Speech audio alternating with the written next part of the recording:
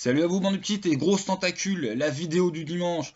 Bon, donc déjà, on va commencer par Mutanière Zero, youpi, merci Geek Magazine. Hop, tatin, donc l'histoire c'est DSP.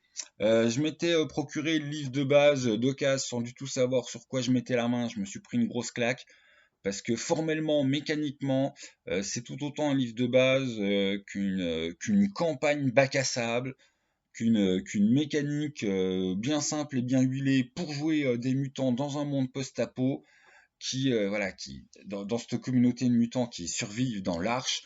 Il y a les légendes de l'Éden, voilà, le paradis oublié, l'endroit, le berceau peut-être.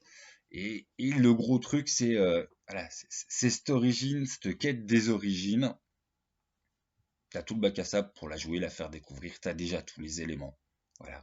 Sous une immense forme de bac à sable et sous un truc qui est assez bien écrit pour qu'une fois que t'as fini ça, c'est pas t'as fini le jeu. C'est t'as répondu à la question d'Eden, t'as plus de clés en main, puis tu comprends plus en fait les enjeux du monde. Et les joueurs continuent. Et c'est bonheur, c'est vraiment bonheur. Alors faisons les trucs correctement. Dans la gamme, il y a aussi un écran. Alors ça, l'écran, c'est toujours, il y a ceux qui aiment, il y a ceux qui aiment pas. En plus, c'est un écran où il y a le nom dessus. Alors il y a ceux qui aiment, il y a ceux qui aiment pas. Et sinon, bah, c'est le dessin du livre de base. On notera que côté MJ, en fait, les tables, c'est pas toutes les tables du jeu. En fait, c'est vraiment des tables qui sont destinées à être utiles dans la partie, en sachant qu'elles se complètent avec les tables du kit d'introduction qui est quasiment un supplément en fait. Si vous aimez le livre de base ou si vous dites pourquoi pas le livre de base, tu as trois nouvelles zones. Les zones c'est très important parce que c'est ce que vous allez découvrir. C'est pas un hexagramme, il y a un côté vraiment exploration de carte. Et en fait, bah t'as beaucoup. Voilà, t'as le scénar d'intro, t'as la version des règles simples pour commencer en fait à Mutérière 0. T'as des zones en plus. T'as le complément de l'écran en fait à détacher qui est bien pratique, qui est sur les deux pages souples, à savoir que les tables qui sont données en fait là pour le MJ, c'est pas voilà, c'est pas la version pauvre de ton écran. C'est un truc qui est complémentaire. Les fiches perso à détacher, enfin c'est vraiment moi c'est ce que je vais utiliser pour faire jouer jeudi soir. Voilà, c'est du kit d'intro, c'est presque du kit d'intro supplément incontournable. Je dis presque parce qu'il est contournable en fait. Rien qu'avec le livre de base de Mutanière 0, tu peux t'en passer. Après, ça fait pas partie de ces kits d'intro. Une fois que tu l'as et que tu as fait jouer l'aventure avec, bah t'as plus rien à en faire. C'est un kit d'intro qui te donne, voilà, qui te donne vraiment du matériel pour aller avec le jeu de base. Enfin, il y a un moment ils mettent en fin d'ouvrage et oui, vous pouvez utiliser tout ça avec le. Enfin, ils essayent bien de te faire comprendre que c'est pas, voilà, que c'est pas juste t'as joué une fois le kit d'intro, mais donc t'as le vrai bouquin, tu t'en fous du kit d'intro, mais que vraiment les outils sont faits pour être combinés avec. Et c'est vrai, voilà, c'est pas une pub mensongère.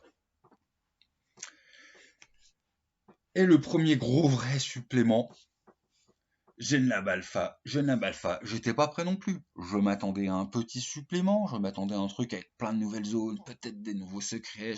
Non, Genlab Alpha est un mutanière 0, ce que Loup-Garou est un vampire, le tout en étant mieux fait. C'est-à-dire, on joue d'autres créatures, on est sur, il y a le même secret du monde vu par un autre prisme et non pas seulement c'est leur subjectivité qui change les trucs et tu ne connais pas la vérité. À MJ, tu connais la vérité, sauf que c'est leur historique à eux par rapport, ben voilà, à la chute de la civilisation et à qu'est-ce que les humains ont bidouillé. Et c'est super bien fait. Il est très proche du bouquin originel Mutanière Zero, j'allais dire du livre de base, mais du premier jeu, la gamme Mutanière Zero. Cette fois, tu joues des animaux anthropomorphes, Raccoon ou la planète des singes, voilà, bah, c'est jouable. Les robots sont bien présents, ça s'inscrit très très bien. Enfin, de toute façon, ça a été pensé complètement par rapport à l'univers de base de Mutanière Zero. La grosse différence, c'est que là où Mutinière Zero te proposait une campagne totalement en kit et en bac à sable, là on va voir un truc un peu plus linéaire, un peu plus classique. Alors je m'aidais un peu parce que ça reste du linéaire et classique fait par les auteurs, donc ça reste très libre et très ouvert. Mais si tu dois comparer les deux, Mutinière Zero est plus bac à sable kit, et celui-là il est plus campagne. et c'est votre émancipation. Voilà, vous avez dans Mutineer Zero des règles spéciales pour que les joueurs gèrent en fait la construction de leur arche de survie, leur découverte du monde, les projets qu'ils font à leur base. Là, on a un truc plus en fait, les méta-règles, c'est pour mener la résistance. Voilà. Et c'est proposé donc aux joueurs d'être aux commandes. Il y a des trucs pour. Enfin, donc du coup, c'est vraiment une belle surprise. C'est à la fois le même jeu avec un angle différent. Enfin, c'est vraiment voilà, c'est une putain de belle surprise. Donc, vu que c'est des trucs que j'ai eu avec le Geek Mag, je sortirai une vidéo conjointement avec l'article du Geek Mag où je présente tout ça parce que j'ai vraiment beaucoup, beaucoup de bien à en dire. Je propose un rendez-vous. Voilà, moi j'ai Morty qui est pas là toute la semaine, qui est pas là pendant 2 mois, donc je vais faire des parties toute la semaine. Pas forcément des trucs en actual play parce que sans Ectelion, je suis tout perdu. Donc là, par exemple, rendez-vous jeudi soir pour ceux qui veulent. Jeudi soir 21h de la semaine qui arrive. Et on va commencer par le livret d'intro, tout simplement. Et puis on va faire jouer. Et puis voilà. Et puis une fois qu'on aura bien testé pour de vrai le système qui est à base de D6, faut que vous ayez chez vous des brouettes de D6 avec des couleurs identifiables. Voilà. Comptez 5, 6 D6 d'une couleur spécifique fois 3 couleurs. Et sorti de ça, voilà, t'as 6 dés rouges, 6 dés bleus, 6 dés verts, ça passe. Pour le reste, vous avez besoin de rien. Voilà. Je prendrai des photos des persos pré-tirés à vous passer, on enverra ça par mail. Enfin bon, on va se dépatouiller. Et pour jouer, ça sera Discord, hein, ça va être pas enregistré, donc on s'en fout. Discord, ça ira très bien. Et c'est vraiment, enfin, au-delà du fait que c'est un thème classique qui est bien travaillé, qui est bien proposé, c'est dans comment Mutanière Zero propose des outils OMJ pour faire vivre une expérience. Enfin, c'est vraiment. Du coup, j'ai encore la conversation d'hier avec le papa de Caravane qui est venu. Donc, du coup, ouais, moi, il y a plein de trucs que j'ai l'impression que ça recroise, ça fait écho. Au sens, c'est des jeux à la Ino, c'est-à-dire que c'est des jeux pensés pour donner des outils de jouabilité. Ouais, je saurais pas le dire mieux en fait. Moi, la grosse claque que j'ai pris, c'était cette sensation de jeu Ino, mais en taille plus gros, quoi. Voilà, plus épais. On n'est pas sur du petit shooter, on est sur du taille jeu de rôle habituel, boum, avec plein de pages. Mais avec cet esprit à la Ino, ou voilà. Voilà, Xavier, ce côté, c'est un jeu outil. Enfin, bon, j'en dirai beaucoup plus après l'avoir testé, après vous l'avoir fait jouer, après avoir écrit mon article et tout ça, mais vraiment du très bon. Et puis la vidéo sortira en exclu premium d'abord voilà, pour les tipeurs. Vu que je pense que je la ferai vendredi matin prochain ou peut-être à peine plus tard, et il me faudra beaucoup plus de temps pour écrire l'article. Mutonière Zero, une sacrée belle surprise. Donc encore, voilà, nommément, merci à toi Rémi, et puis merci au Geekmag parce que du coup j'ai pu avoir des specs que j'aurais pas pu me payer, et je m'attendais à ce que ce soit bien. Je m'attendais pas que ce soit bien à ce niveau-là. Voilà. Au niveau des retours de test, nous avons joué à Tribute. Donc Tribute, le jeu narration partagée, où tu es dans le pot du diable, toi MJ, et ton enjeu à toi, c'est de t'amuser. Donc tu vas prendre des petits humains, tu vas prendre des âmes des petits humains, ça va être leur jeu. Tu leur fais vivre une histoire courte ou plus s'ils ont envie que ça soit plus long. Mais c'est fait pour que ce soit bouclable en 1 heure. Et à chaque fois, c'est un monde différent, des personnages différents. Et voilà, le but du jeu à vos joueurs, c'est de sauver leur âme parce que chaque histoire a un gros twist. Donc mes joueurs sont bien fait avoir par le twist, mais ils ont bien rigolé. Et mes joueurs m'ont bien eu complètement parce que le système, c'est putain, j'ai dire du black, ça n'importe quoi. C'est du blackjack. Et je suis une quiche. Voilà. Moi, ça fait 25 ans que j'avais pas fait du blackjack. Donc j'ai découvert qu'Olivier, mon voisin, que moi je lui ai initié au jeu de rôle, lui il est balèze en jeu de cartes, donc enfin voilà, il comptait les stats des cartes. Puis Morty, elle a pas besoin de compter les stats des cartes, elle a le cul bordé de nouilles. Donc mécaniquement, je me suis fait fumer la tronche. Voilà. Mais ils se sont fait bien eu aussi, au sens où ils ont pas vu le poteau rose et c'était rigolo. Après, j'avoue qu'ils étaient plus en mode on joue le truc et on attend que tout pète parce qu'on est curieux. Là, je leur avais teasé avec une histoire avec un secret. Plus que dans le positionnement méga enquête, on va gruger le diable, on va découvrir le poteau rose. Voilà. Je sais pas si c'est moi qui ai mal esprit le truc, ou qui ai mal expliqué l'esprit du truc, ou le côté, venez, on teste un truc ensemble pendant que les chiens ils jouent. Parce que voilà, moi j'étais au café, ils étaient aux bières, on était tranquillou, les chiens jouaient, les jouaient chiens. Enfin bon, c'était à la coolos, donc du coup on n'était pas dans l'ambiance pression, attention, faut absolument que vous trouviez. Voilà. Et bah du coup, un très bon moment, et un système que, voilà, à MJ, si tes joueurs sont tous soit plus doués, soit plus balèzes que toi, va falloir te mettre à niveau. Moi j'ai un peu souffert à cause de ça, et puis aussi le fait que ben ça peut jouer, donc enfin le système il est fait pour que tu puisses jouer juste la banque un joueur, tout comme la banque trois joueurs. Mécaniquement c'est plus facile pour les joueurs d'être trois, et puis avec le côté narration partagée ça amène aussi plus d'imaginaire. Je pense que moins il y a de joueurs, plus il y a besoin de joueurs qui soient vraiment à l'aise avec la narration partagée. Et là en l'occurrence ils étaient que deux.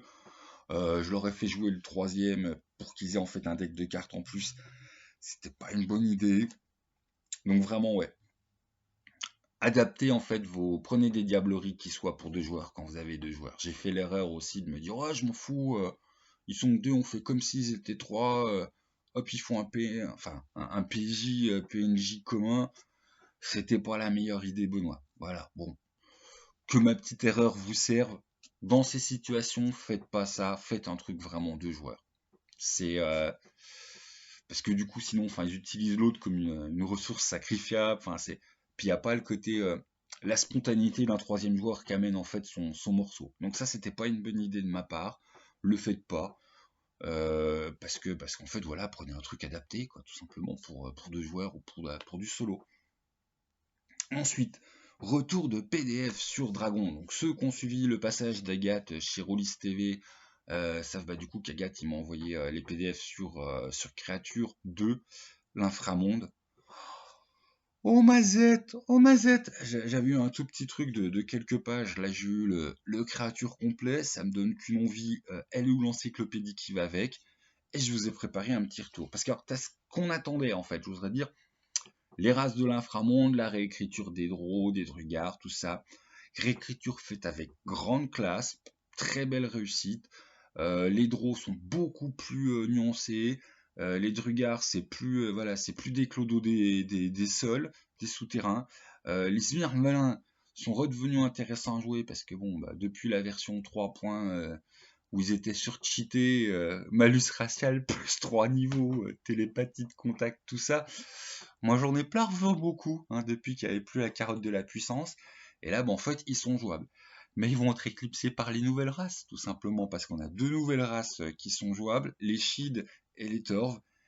Et ça tabasse. Et c'est des races qui, surtout les Shid, qui peuvent paraître un peu genre gentil elfo féerique des profondeurs. Putain, ils ont un truc méga dark où ils bouffent l'esprit des gens qui sont butés en s'accaparant leur connaissance. Ils ont un côté, voilà, on a un inframonde beaucoup plus poétique, rendu vraiment autre chose que juste, oh là là, c'est le repère des créatures méchantes. C'est un lieu par rapport en fait au monde de Dragon, c'est un haut lieu où il y a eu le combat de l'aube, donc le combat originel de ce monde de Medfan. Il y a encore beaucoup d'échos, il y a encore beaucoup de marques, et on le ressent beaucoup, donc il y a pas mal de poésie. Là par exemple, les draws, on est plus sur les larbins voilà, de Lot qui sont allés faire guéguerre, enfin qui font une guéguerre avec les surfaciens. On est dans une histoire qui se raconte, voilà, on est les descendants de ceux qui combattent en sous-sol. Ils sont le draw, il aime pas le chancre du tout. Donc on est sur un truc beaucoup plus mitigé, même si ça continue à pratiquer l'esclavage. Enfin, c'est pas devenu, les draws sont pas devenus tout gentils, mais les draws sont devenus beaucoup plus subtils et voilà, on va pouvoir avoir des draws à table qui ne soient pas des caricatures de Dritz, voilà, ou des élus des Lecrae. On a des draws qui sont jouables en substance culturelle. Voilà, et ça c'est une sacrée belle surprise. Ouais, comme beaucoup, j'aime bien les draws, hein, c'est mon petit côté Dark Sasuke Keke. Mais là, voilà, de l'archétype Dritz-Satab va pouvoir passer à la poubelle. On a une autre proposition sur les draws. Et ça, je voudrais dire, par rapport à ce qu'a mis une créature, c'est le côté Quand tu vois le reste du bouquin, bah rien à foutre, rien à foutre, tout le monde, parce que le reste ouais, ça c'est ce qu'on attendait. On attendait à ce que ce soit bien. Surprise, c'est bien. Bon, on s'attendait pas au reste. À savoir, revalorisation des abolettes. Certes, alors voilà. On va essayer d'aller dans l'ordre. Enfin, il y a des monstres qui étaient, que moi par exemple je trouve intéressant. Le Xorn est bien réécrit. Des trucs qu'on n'avait rien à foutre, genre le Bémir, qui c'est censé être des tueurs de dragons. Statistiquement, ça se fait exploser la gueule par n'importe quel dragon, c'est ridicule. C'est réécrit, c'est bien. Donc voilà, on a une bonne partie sur les créatures des grottes, parce qu'à chaque fois c'est fait par zone. On a des trucs sur les dragons pâles, on a des trucs qui vont nous renvoyer au background général des Hana, à savoir on entend parler des voyageurs. Il y a du lourd hein, en termes de secrets, révélations qui filtrent rien que par le créature. Alors je suis curieux de voir l'encyclopédie. Parce que voilà, on s'y attendait pas, les dragons pâles sont très intéressants et ça tisse du secret, il faut l'encyclopédie. Mais là où il y a eu deux grosses surprises, c'est le traitement d'eau noire, à savoir la source des aberrations, où là, j'ai pas le background de l'encyclopédie. Rien que ce qui paraît par le background qu'on te lâche dans les créatures et ce qu'on te réfère, revalorisation totale des abolettes, voilà, les abolettes qui sont censées être l'ennemi des dieux dans le DD5, que t'as envie de dire, bah, faut leur donner les moyens, comment dire, ça semble être, Yanav semble être honorable par rapport aux abolettes, tout comme voilà le monde d'Eberron a su remettre les Rakashas, j'arrive jamais à le prononcer, sur le devant de la scène en disant non mais avec leur background et leur puissance, ça peut pas être juste des créatures à poutrer pour PJ surpuissants. Ça a un impact dans le monde. C'est bon pour ceux qui savent pas, Eberron, il y a plein de couches d'ennemis. Seulement de l'aveu de l'auteur, les seules deux vraies grosses puissances qui manipulent absolument tout le monde, c'est d'un côté les dragons, de l'autre les Rakashas. Bon bah les abolettes arrivent à peu près à ce niveau-là. Je les mettrais peut-être pas en dernière couche de magouille, mais alors tout d'un coup les abolettes ressortent les lettres de noblesse. Au noir semble être voilà, un haut lieu du gros ennemi. Enfin, à Yana on entend surtout parler du chancre, et bah, les révélations du chancre ça arrive juste après. Mais là tout d'un coup, ouais, faut pas sous-estimer les aberrations. C'est plus des gros monstres dégueulasses à envoyer de temps en temps face au PJ. Hein. Ça devient une vraie menace, bien prise en compte dans le monde, bien flippante, bien liée à ses origines, bien liée à les voyageurs n'auraient pas dû jouer avec ça. Et après, on arrive dans la part du lion, le chancre, avec une immense partie de le chancre, tout ce qu'on s'attend du chancre. Une partie totalement, je peux même pas m'avancer dessus tellement c'est méga spoil. Je sais pas à quel point, surtout faudrait voir avec l'encyclopédie, à quel point il ne faut pas en parler en vidéo tellement c'est un super outil pour les MJ. Mais je voudrais dire, là on voit clairement l'inspiration chancresque qui a donné source à Anna, au sens le chancre de dragon. C'est tu prends du fan des D5, t'as joué à Darkers et le chancre, voilà, Noir Nuage, tout ça, oui. Et t'as joué à Néphilim, et voilà, t'as une approche du cas lune noire où tu connais les principes de lien avec le cas soleil, et que la lune noire, c'est pas seulement ce qui paraît. Tu mélanges tout ça dans un mixeur et tu as le chancre d'Eana. Et là, j'ai déjà un peu trop spoilé pour ceux qui savent, voilà, les vrais symboliques de la lune noire à Nef, et puis les dessous des cartes du noir nuage et tout ça, Darkers, tu as tout ça dans le chancre.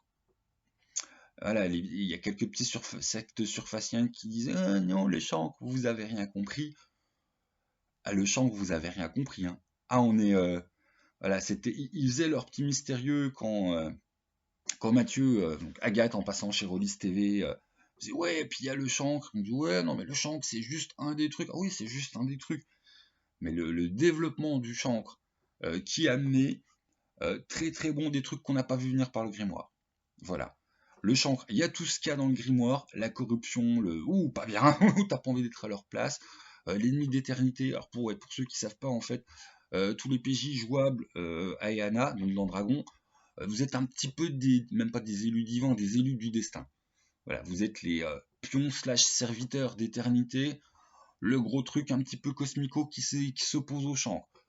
Sauf que tout n'est pas du tout si simple que ça, et là on arrive sur un jeu tout en demi-teinte et en subtilité. Les seuls vrais immenses gros méchants qui va te rester, c'est ces enculés d'aberration.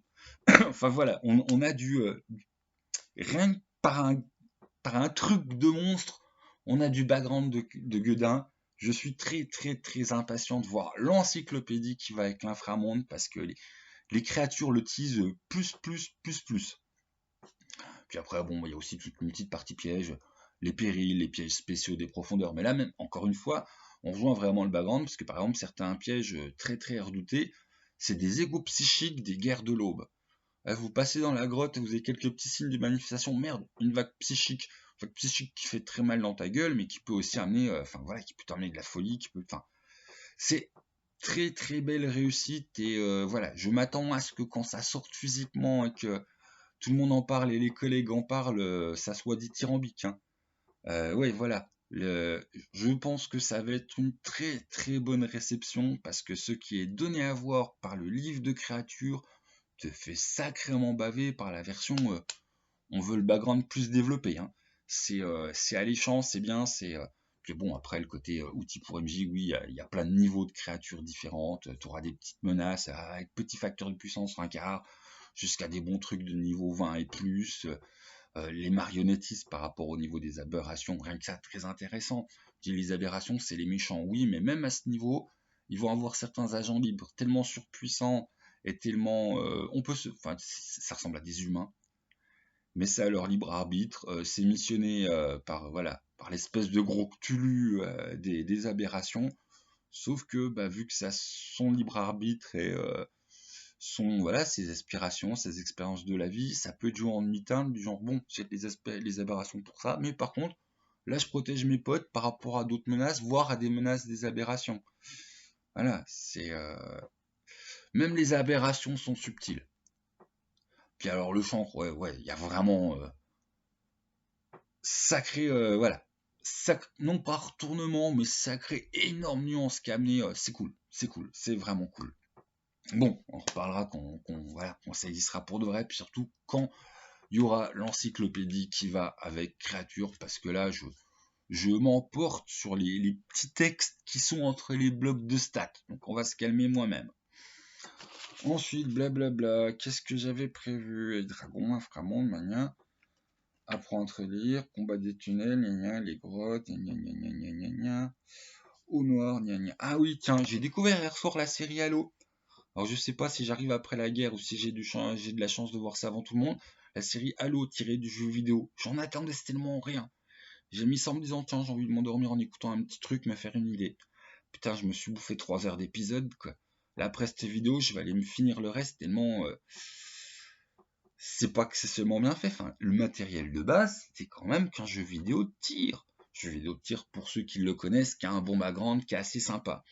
Et là, on est sur les préquels, on est sur l'origine des Spartans, quand les humains commencent à voilà, entendre parler de l'anneau, et c'est vraiment bien fait. Voilà, ça va pas être la série de l'année, mais si vous aimez bien les trucs un peu à la Starship Trooper, bon, il y a moins le second degré, même si ouais, les humains fachos restent des humains fachos, hein, ça se sent bien, il y a des résistants humains beaucoup plus sympathiques que les grands, voilà, les grands martials de l'UNSC. Mais on est vraiment sur voilà, une très très belle surprise. Si vous aimez Halo, allez-y. Si vous aimez voilà, les trucs de à la Starship Trooper, mais avec beaucoup plus de scénario, c'est vraiment pas que des scènes de baston. Enfin, très très belle surprise, bonne série pour ceux qui aiment les trucs futuristes avec rencontre de créatures extraterrestres. Le tout quand même un petit peu testéroné la bagarre, hein. Le héros, de toute façon, c'est le grand Sylvester Stallone, Rambo de la chasse aux extraterrestres. Mais je m'attendais à une telle bouse que ça a été vraiment une belle surprise. Bon, si je vous hype trop, vous allez vous attendre à un joyau quand vous allez tomber sur une bonne série. Voilà, une très bonne série SF. Que quand tu repenses aux matériaux de base dont ils sont partis, vraiment, chapeau, Halo, très bonne découverte. Ensuite, bah voilà, oui, non, je bien pensé à dire le jeudi 5 à 21h où c'est qu'on s'inscrit. Bah, je sais pas, dites-le en bas, passez me choper sur Facebook. On va faire un truc ouais, à 4 joueurs. Les 4 premiers arrivés, bah ça sera pour eux. Et puis de toute façon, c'est généralement pas à la bousculade pour venir jouer avec moi en virtuel. Le petit côté faire des vidéos avant. Ouais, j'aurais presque envie de faire une vidéo spéciale tipeur, spéciale spoil, mais ce serait vraiment vous gâcher. Et puis là, je serais sur. Je suis encore dans Dragon Inframonde. Ouais, les chancres. On va attendre d'avoir le retour sur vraiment le livre de. Voilà, de background. Et je pense que ça sera une vidéo que tipeur, au sens vraiment une vidéo que spoil max. Vous irez dessus si vous voudrez être spoilé. Donc, honnêtement, moi je serais pas vexé si c'est une vidéo avec 10 vues. On va éviter le divulgachage. Enfin, ouais, bon, voilà. Sinon, ah oui, si, tipeur, je suis une grosse merde. Vous n'aurez pas vos 10 pages de la semaine. Parce que bah, j'ai bien commencé le jeu de rôle, le jeu de cartes. Donc du coup, après entretien avec Grégory Privat, qui s'y connaît quand même bien, je me suis quand même bien rendu compte qu'il y en a plein, hein, des jeux de cartes qui essaient de choper quelques petits éléments d'ambiance de jeu de rôle qui se passent en donjon. Mais j'ai pas juste envie de choper des petits éléments d'ambiance. C'est-à-dire là, le côté jeu de société, il est fait. C'est-à-dire les mécaniques de qu'est-ce qu'on tire, j'ai des tables qu'il faut transformer en cartes. Bon. Mais ça, en fait, ça serait juste un énième jeu d'exploration de donjon, remis avec mes délires mécaniques à moi. Et suite en fait à la discussion voilà, avec mon farid du Japon, on s'est dit mais ouais, il y a vraiment moyen de faire quelque chose de plus ouvert au lieu de juste d'utiliser les mécaniques pour faire de l'exploration de donjon, vraiment réussir à faire un niveau de mécanique pour faire une exploration de scénar, mais que ça puisse se jouer pour j'explore une forêt, j'explore un village. Et là du coup je me suis mis un challenge de débile, hein, les 2-3 retours d'auteurs, voilà, copains de la chaîne, c'était t'es un malade mental, c'est pas un projet qui se fait en une semaine, c'est pas un projet qui se fait en un an. Donc si, je pense que je vais quand même me donner peu de temps pour faire la bêta dégueulasse en mode, voilà, en mode brouillon, quitte à vous faire juste des petites cartes découpées sur des feuilles de photocopie, gribouillées à la main ou imprimées comme on peut. Ah merde, j'ai plus d'imprimante. Mais voilà, va falloir se dépatouiller avec ça. Mais le cœur de bêta, je vais essayer de le faire très très vite pour avoir un truc voilà, qui soit le cœur de bêta. Après, ça sera amené à évoluer, à machin. Donc voilà, c'est le gros défi mensuel. Fin du mois, que vous ayez une bêta jouable. Je suis un fou, je me challenge. Ensuite, bah, les futurs rendez-vous, on verra, hein. Il y a dans le mois, de toute façon, il y aura de la rencontre partie du soir. Ça, je vais attendre de savoir un peu le filmer. Mais je veux, voilà, je veux faire du stalker. Ça, c'est oblige. On aura peut-être la loutre si on arrive à avoir une date où c'est commun. J'espère qu'on aura Ectelion. Le problème, c'est que pour pouvoir jouer avec Ectelion, il faut que ça soit le dimanche après-midi. Et vu que Morty, bah, elle va être en formation toute la semaine, autant dire que si les 2 jours où on est ensemble, je dis ouais, il y a une après-midi, je vais la faire avec le copain virtuel, je vais me faire dézinguer la gueule. C'est mort. Là, pendant 2 mois, je ne peux pas jouer les week-ends tellement j'en ai une. Enfin voilà, je vais faire passer Morty avant les testings de jeu et les actual play. Donc il va falloir que j'apprenne à faire ça tout seul. Donc on va être clair, la personne ressource, c'est Guillaume d'Ectelion qui me babysit, mais comme c'est pas possible dès qu'il s'agit d'informatique, hein. Il a une patience pas possible. Je suis un teubé, je comprends rien, je m'énerve. Enfin, je suis l'archétype du vieux con chiant. Et il est gentil comme tout. Donc encore une fois, publiquement, merci Guillaume, gros bisous à toi, et je t'embête en fin de journée pour, voilà, que tu m'apprennes à savoir filmer tout seul comme un grand garçon. Il n'y aura pas des jolis montages à la Ectelion. Mais en tout cas, oui, voilà. Jouer dans le mois Stalker, jouer dans la semaine avec grâce au kit d'intro Mutant Year Zero qui est vraiment en plus du coup très prise en main facile, les règles en mode simplifié, un résumé des règles sur chaque fiche de perso à envoyer, donc même le côté partie 0 expliqué aux joueurs, ça va passer une lettre à la poste, c'est simple, le système est simple, et puis vous allez explorer de la zone mes loulous, bonne chance à vous. Et puis sinon, bah, je crois que j'ai à peu près rien oublié. Ah si oui, Knock 3, j'ai les PDF depuis un moment, j'ai déjà voilà, des Knock 3 qui m'ont été envoyés, qui ont été paumés par la poste. Donc à un moment, moi je vais arrêter de faire chier les mushmen parce qu'ils ont pas, voilà, ils vont pas gaspiller 15 millions d'exemplaires pour ma gueule, j'irai me payer un exemplaire physique comme tout le monde, et puis j'ai déjà les PDF. Donc je pense que je vais m'y remettre. Après, bah c'est super dur parce que Knock 3, c'est pas vous le montrer, je vais faire quoi? Je vais vous dire, ouais, c'est génial, il y a encore des articles pas possibles, il y a des gens formidables, il y en a qui sont déjà passés sur la chaîne, que je cacherai pas que c'est des gens que j'aime bien qui ont participé. Donc voilà, quoi. Donc je sais pas, donc 3, je sais pas quoi faire, mais ça me titille depuis un moment, et voilà, et le PDF, il est, enfin voilà, c'est Knock, quoi. Si t'as aimé le 1, si t'as aimé le 2, cherche pas à comprendre, va te prendre le 3, hein. ça maintient un level, il y a une nouvelle couleur mise en avant. Et puis voilà, Knog 3 c'est la vie old school, c'est ce qu'on fait mieux en OSR français, et puis c'est dans les meilleurs en OSR mondial, donc Knog 3 quoi. Mushmen, viva Mushmen, enfin, pop pop pop quoi. Voilà, bravo Olivier, bravo Eric, Knog 3 quoi. Knog 3, le niveau, les meilleurs noms de la scène, enfin Knog 3. Pour tous ceux qui s'y connaissent, enfin moi il y avait des gens que je connaissais pas qui ont participé à Knog 3, ils me disaient non en fait, faut Knog tout court. Lui alors lui c'est...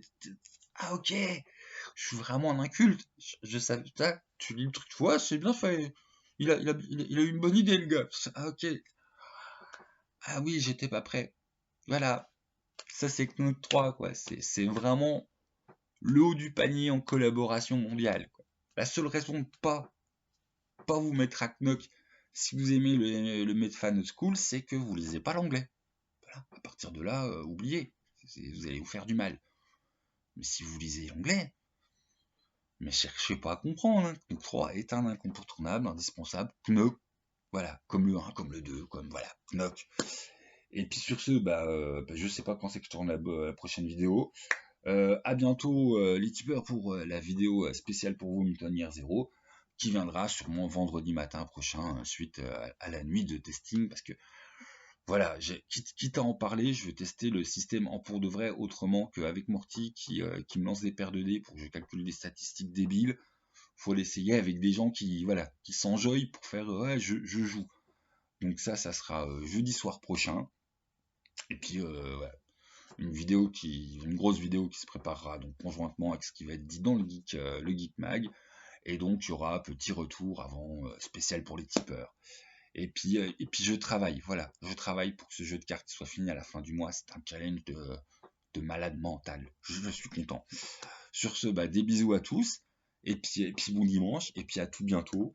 Et puis ouais, pour résumer, un Mutanière 0, sacrée découverte, sacrée claque, qui arrive bientôt, voilà, en testing si tu veux chez toi. Après Eurostalker. J'ai pas zappé du tout Nobilis, mais c'est juste que Nobilis, on peut jouer qu'avec le dimanche, parce que Nobilis, on est en mode international, il y a des Québécois. Et puis voilà. Puis sur ce, des bisous à tous. Et profitez bien, voilà. Profitez bien de votre dimanche de 1er mai. Et puis voilà, Tribute, c'était bien fun. Je crois que j'ai rien oublié. Salut les gens, bisous à vous.